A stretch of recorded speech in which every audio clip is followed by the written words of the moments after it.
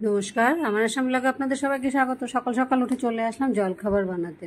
আজকে জলখাবার বানাবো, ভাবলাম মটর পনির। কালকে রাত্রে আসার সময় উমাকে বলছিলাম তুই আসার সময় পনির নিয়ে আসিস। ও এখানে জানো কোথা থেকে পনির আনে, মোটামুটি 50 টাকায় পনির প্রায় 300-350 গ্রামের ওপরে দেয়। তাই ওকে দিয়ে আমি পনিরটা আনা, ওখানে পনিরটা বেশ ভালোও থাকে, আর পনির মানে 50 টাকা দিয়ে প্রায় 350 গ্রামের কাছাকাছি পনির থাকে। তাই একদিনের মোটামুটি হয়ে যায়।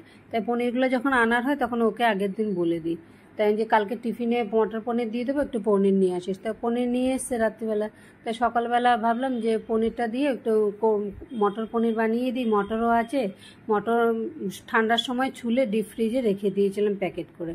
তাই ওই মটর মধ্যে একটু পোস্ত বাটা, একটু মগজ বাটা দিয়ে একবারে সমস্ত আলু পনির ভেজে নিয়ে জিরে আর তেজপাতা ফোড়ন দিয়ে সমস্ত দিয়ে দিলাম। ওগুলো মটর মশলাটা একটু ভাজা ভাজা হয়ে যাওয়ার পর তারপর টমেটোটা গ্রেট করে দিয়ে দিচ্ছি। আর মগজ যেহেতু আছে নিচে দিয়ে ঝট করে লেগে যাবে, সেই জন্য বারবার নাড়তে হয়, নাহলে মগজ লেগে যায়। আর পনিরগুলো একটা পনিরও ভাঙবে না, কারণ পনিরগুলো রান্না করার আগে আমি একটু নুন জলে সিদ্ধ করে নিয়েছি, যাতে তাহলে পনিরগুলো একটাও ভাঙে না, পনিরটা খুব নরম থাকে।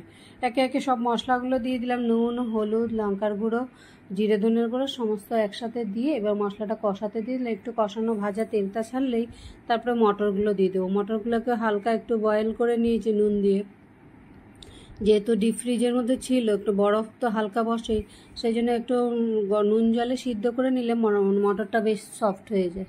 তাই মটরগুলো এক বাটি মটর সিদ্ধ করে নিয়ে মটরটাও দিয়ে দিয়েছি। ও টিফিনে নিয়ে যাবে, দুপুরবেলা আমার এই দিয়ে খাওয়া দাওয়া হয়ে যাবে, আর এখন জলখাবার আমরা মা মেয়ে দুজনে খেয়ে নেবো, ওই হিসাবে একসাথে বানিয়ে ফেলা। তো মোটামুটি সব মশলা টশলা দিয়ে কষানো হয়ে গেছে। এবার একটু ঝোল দিয়ে নামানোর আগে একটুখানি চিনি দিয়ে মাখা মাখা করে নামাবো, বেশি ঝোল করবো না, কারণ টিফিনে নিয়ে যাবে, তাহলে ব্যাগে পড়বে।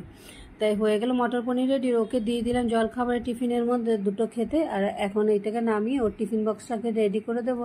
একদিকে আমার জন্য চা বসিয়ে দিয়েছি আর একটা পরোটা বসিয়ে দিয়েছি, দুটো নাড়তে নাড়তে ওকে খেতে দিয়েছি। ওর এবার টিফিন বক্সটা প্যাক করে দিয়ে দিই, ওইটা খেতে খেতে এটা ঠান্ডা হয়ে যাবে ফ্যানের হাওয়ায়। তো ওকেও দিয়ে দিলাম, ওর শেষ। এবার আমি আমার নিজের জলখাবারটা নিয়ে খেয়ে নেবো। তারপরে দুপুরে রান্নার আর কিছু নেই, রান্নাঘরটা মুছে খালি ভাতটা বানাবো, আর কিছু করবো না।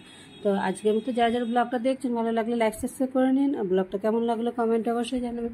হয়ে গেল সকালে জলখাবার রেডি, মটর পনির দিয়ে, চা দিয়ে, আর আমার রোজকার মতো ওটস থাকে সেই ওটস দিয়ে। আজকের মতো ব্লগটাকে এখানেই শেষ করছি, আবার দেখা হবে পরে আরেকটি ব্লগে। হলুদ পাতা গাছটা বেশ বড় হয়ে গেল, জলখাবার খেয়ে স্নান করে এবার ঠাকুর ঘরের জন্য ফুল, একটা দুটো ফুল ফোটে, সেটাই নিতে এসছি বাইরের দিকে।